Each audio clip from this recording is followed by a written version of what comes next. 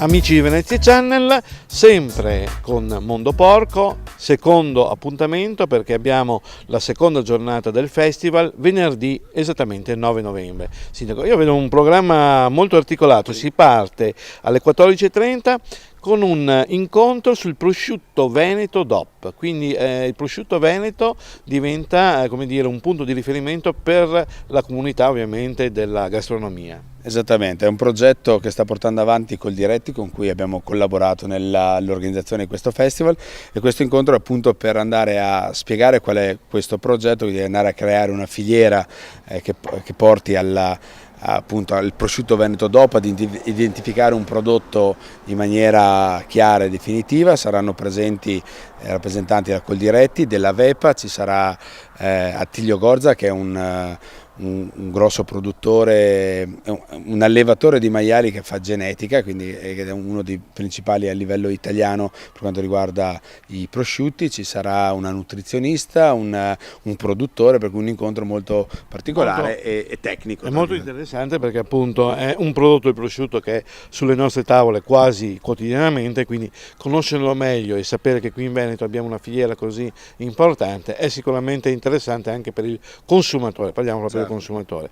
Poi naturalmente altri 3 appuntamenti durante la giornata che la arricchiscono. Partiamo con Renzo Battaglia, il collezionista di maiali, perché i maiali sono anche oggetti che in qualche modo richiamano questo nobile animale, direi. In verità sono anch'io un collezionista di maiali, per cui per me lui è un maestro, tra virgolette. È il più grande collezionista italiano di oggettistica a forma di maiale, uno dei più grandi in Europa, ha oltre 30.000 pezzi, ed è un dentista di Padova che ha studio al Lido di Venezia, dove tiene la sua collezione. È finito in tutte le più grandi trasmissioni, tutte le rubriche di costume, da Costume Società ai Fatti Vostri, a Mela Verde, per cui ragazzi, averlo qui, proprio poterlo toccare e vedere i suoi oggetti, porterà una parte della sua collezione qui, per cui sarà un momento divertente, perché è anche lo scopo di questo festival, divertire e interessare, ecco, anche con dei camei particolari. Complimenti.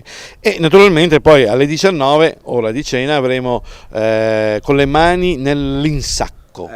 Anche il titolo è un gioco di parole per dire che l'insacco è volgarmente detto la carne macinata prima di essere insaccata, appunto. Per cui ci sarà questo laboratorio di norcineria con 2 giovani norcini della zona che andranno ad insegnare anche ai neofiti, agli appassionati o a chi vorrà saperne un po' di più come si insacca la carne di maiale.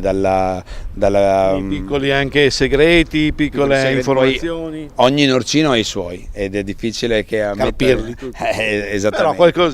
Però qualcosina, anche per avere le basi, sarà interessante. Questo sarà dalle 19 alle 21, dalle 20 sarà possibile cenare, sarà la possibilità di provare il musetto della confraternita che andremo a creare appositamente, oppure degli affettati molto particolari di un'azienda agricola a conduzione familiare che saranno a disposizione per quelle sere. E naturalmente però appunto non manca la chiusura della serata, lo spettacolo, e qui avremo uno spettacolo in qualche modo in cui avremo la fisarmonica un po' protagonista, no? Sì, la fisarmonica, che in accompagnamento a Marco Ballestracci, che è il creatore dello spettacolo, è una sorta di reading, di recital sul mondo del maiale attraverso la cultura popolare. È molto interessante. Marco Ballestracci è uno scrittore di Castelfranco Veneto che si occupa e di sport e di cultura popolare. In questo caso ha creato questo percorso attraverso il maiale e i mondi del maiale.